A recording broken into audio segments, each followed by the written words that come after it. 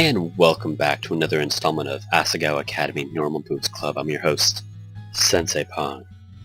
And we just had lunch with the Normal Boots guys again, and we may be feeling a little bit guilty that we're kind of stealing the show and May's being left out, because she is our roommate and she is possibly, I'd say she's our best friend at this point.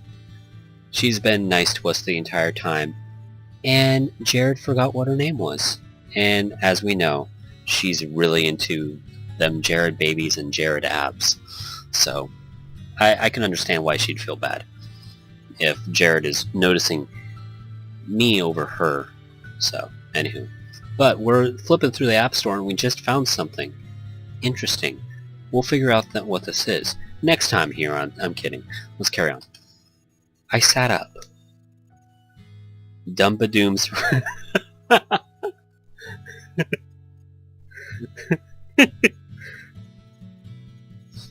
Hold on. Dumbadoom.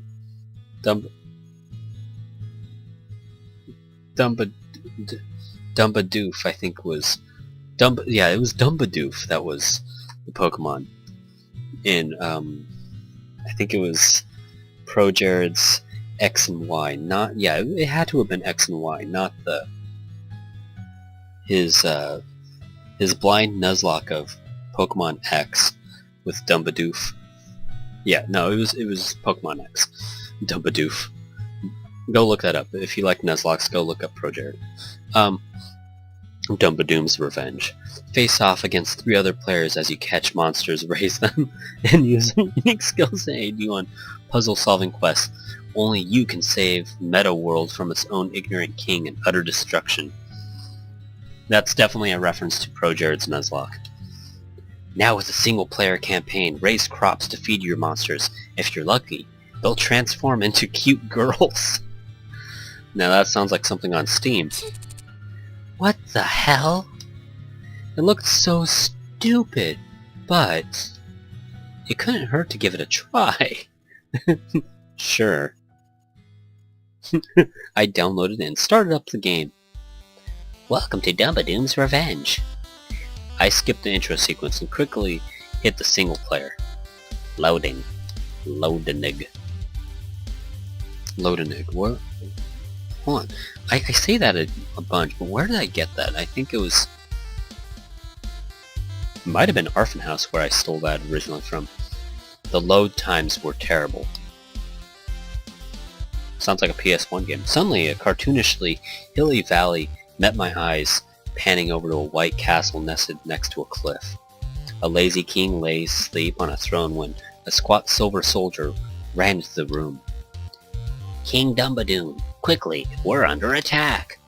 Oh, just send the 1st Battalion off, please. I'm rather tired. The knight left, and the screen faded to a world map showing a horde of black blobs on the right side of the screen. A small group of knights ran up against the blobs and were instantly devoured. One of the black blobs spit out a helmet with a skull inside. What the hell is this game? Things continued in this way, with the king sending off his battalions haphazardly until no one was left. Then the king awoke in his chair and turned to the screen. You! Me? Only you can save my kingdom, please. I don't think I can save your kingdom. You're the one menacing it. How dare you? What the hell? Could this thing hear me? You are no longer my advisor. Go back to your home village and let me deal with this myself. A tiny sprite with brown hair flew across the world map, bouncing into a bunch of red houses. I guess my only choice is to raise an army of monsters myself, overthrow the king, then raise an army to fight the oncoming blippity-blows. How the hell did you come to that conclusion? Finally, I was allowed to play the actual game. A dozen multicolored blocks appeared on the screen. The monsters I was initially given could only hit with their corresponding colors, and couldn't activate any traps. Supposedly, more monsters could eventually learn how to set traps, and you could do certain combos to hinder the opposing team.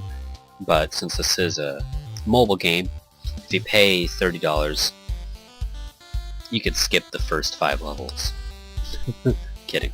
If you had an attractive girl on your team, she can use the ability to double the rate of your opponent's blocks, or halve their clock time. But that had a drawback for you too. It could be used as an asset by the opponent. Not to mention that certain color combinations between girls and monsters activate unique secret abilities, and you can also evolve your monsters and feed them things. How the heck am I supposed to remember all of this? Time has passed. I failed the first few times, but quickly got the hang of it. It was just about being adaptable and maintaining a flexible strategy. After all. Now it's nighttime. My eyes started to hurt, and I looked at the time. 8 o'clock? It'd been 4 hours? I had reading to do. I grabbed my textbook, flicked my radio on, and began to read. There have been many tales of times when the moon has fallen on other planets, the most popular of these being the myth of Termina. However, these myths have never proven to be more than a hallucination. What kind of astronomy textbook is this? My eyes blurred. We all know Termina's in its own parallel universe. But my eyes blurred over astronomy textbook, and I yawned. The Schubert piece floating from my radio made me want to go to sleep, and I toyed with the idea of going to class without finishing my reading. Who cared how many times the moon was supposed to fall, especially when time travel was involved? Hannah! May burst in through the door, flung herself across the room, and grabbed my radio. Hey, where have you been? What are you doing? Give me a second. We're missing it. There we go. But they have a radio show. It's awesome. But I swear, that dog was the living worst. That's why you need a bird. Like my lovely Jacques. Watch your tongue. What is this? Shh! Hey. So, the time has come to make an official announcement. This year, just like every other year, the Normal Boots Club will be participating in the video game tournament. Yeah. Woohoo! Yay! As PBG applauded as though he were a crowd of 30 people, I shot a puzzled glance at May. I hope you guys will be supporting us again this year, and best of luck to our competitors. You guys are going down! And now for some music.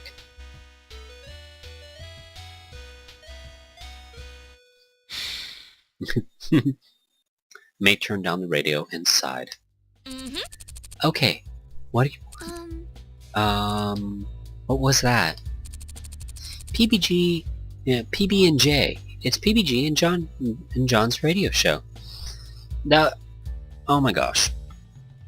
If Peanut Butter Gamer and JonTron had a podcast, I would totally listen to that, and that would be on my list of podcasts I'd listen to on a almost daily basis. And for anybody that knows my channel, I just recently discovered podcasts about like 6 months ago or something like that. So if anybody is looking for a good gaming podcast, I recommend the Co-optional Podcast and the Co-optional Podcast with Total Biscuit, and then the Completely Unnecessary Podcast with Pat the NES Punk and Ian. So go check those out if you're into that. Maybe I'll leave a link down in the description below. I'm plugging every other popular YouTuber, so let's throw in some Pat love there. Pat love. No, throw Ian the love too. Don't send them candy anymore. They'll always accept the candy, but they get such an influx of candy that, you know, they can't be eating 50 Cadbury cream eggs within 2 days and then getting 50 more Cadbury cream eggs. There's only so much candy you can eat. I want PBG and JonTron to make a podcast. That needs to happen. They have a radio show? What do they do on it? Oh, you know, they talk and stuff, and play music sometimes. Everyone in school listens to it. I'm so glad you brought your radio. I forgot mine at home. And a video game tournament? Yeah, didn't you hear them talking about it the other day? No. Come to think of it, I didn't pay much attention to their conversation. I was too busy worrying about myself. Every year they have a game tournament down at Higabana Mall. Lots of people come to compete, but everyone knows that the real fight is between Normal Boots Club and Hidden Block Club. Is that what they do? Video game tournaments? Yeah, that's why nobody ever joined them since their inception. Well, I guess partly they're a group of friends who just happen to make a club together, but also, unless you're really talented, you just drag them down. Oh, ouch. Not all of them are so harsh, but some of them, well... May glanced away, but I felt like I knew who she was going to talk about. That's too bad. The conversation I had before with Jimmy and Caddy came to mind. Had they really thought I was joining the Normal Boots Club? There was no way. I hadn't played video games since I was a kid. My father gave me a 4DS when I left home, but I want a 4DS. The night before I left home for Asagao, my dad came to visit me in my room. I had packed a few things I owned into a briefcase in a single cardboard box, set to be shipped with the train. I sat and stared at the box, somewhat bitter. I barely even needed it. I didn't own much. Our father looks like Stalin. Oh my gosh, I have to use a Russian accent. Hana. That's not a Russian accent. Hold on. Let me get myself into a Russian accent. I gotta read something. Hot schedules.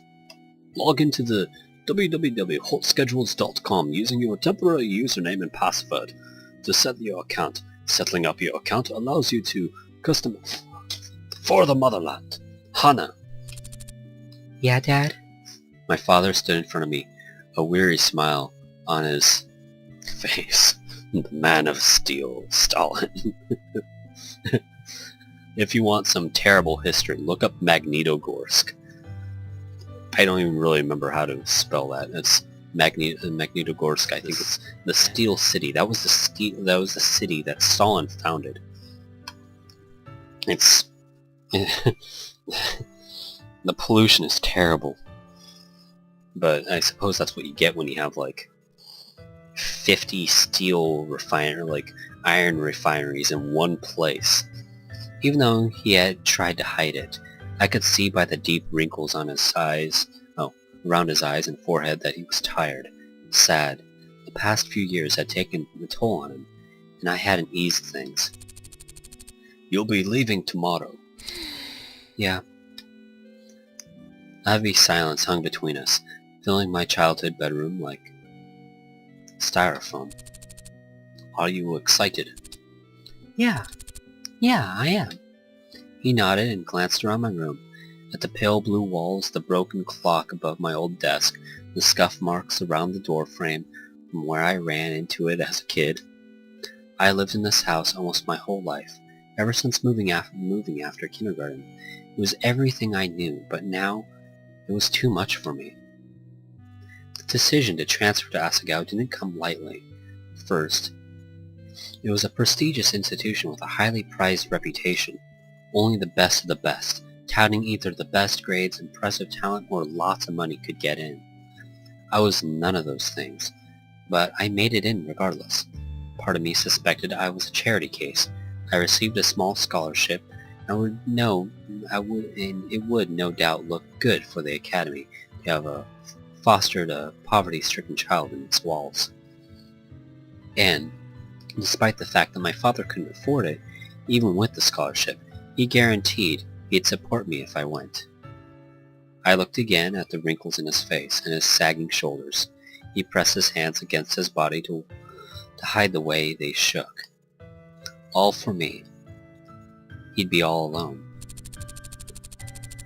I'm glad you're going. I think this will be good for you. Yeah. I wished I could say something else, but nothing came. Well, honey, just in case you get homesick, I bought a present for you. Present? From his pocket, my dad produced a shining pink a shining pink Nintendo 4DS and placed into my hands. For you. But... why? How... Dad, this costs so much. You're already killing yourself to let me go. Why would you... Tears spilled from his eyes as my dad smiled. Nothing. It is good for you, my dear Hana. I'm sticking to this terrible Russian accent only because he still looks like Stalin to me and I can't take him seriously. His voice was trembling. You're my pride and joy. You deserve so much better than you've gotten from me. Dad. Go to Asagao. Have fun. Make lots of friends. And when you get homesick, you play with that. I'll make do. I stood up and hugged him, burying my face in his scratchy sweater and oatmeal smell. I'll miss you. I'll miss you, my little Hana. Aww. But the thing is, you forgot to give me a cartridge to play with. Oh. Now I glanced at the machine, hidden behind my lamp desk. May watched me carefully. Well, you never know what could happen. What? What do you mean? May giggled. Nothing at all. But I just got back, so I've got work to do. Work, right. PBG and I still had a project to do, and we hadn't met to discuss it at all. He said he'd had it under control, but I should probably make a backup plan, just in case. It wasn't that I didn't trust him, it was just that... Okay, I didn't trust him. Sighing, I worked out a kink out of my shoulders. It looked like it would be a long night. Huh? Ugh, what was that noise? And... I'm unsure what that noise was. I think this might be a good point to cut off and wait until next time to see who's knocking on our window. Is it either PBG or the creepy guy in that mask? I'm hoping it's PBG or anybody else from Normal Boots or Hidden Block.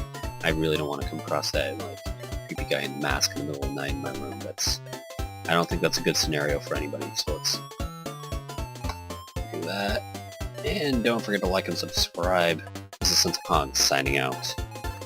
Magnitogorsk.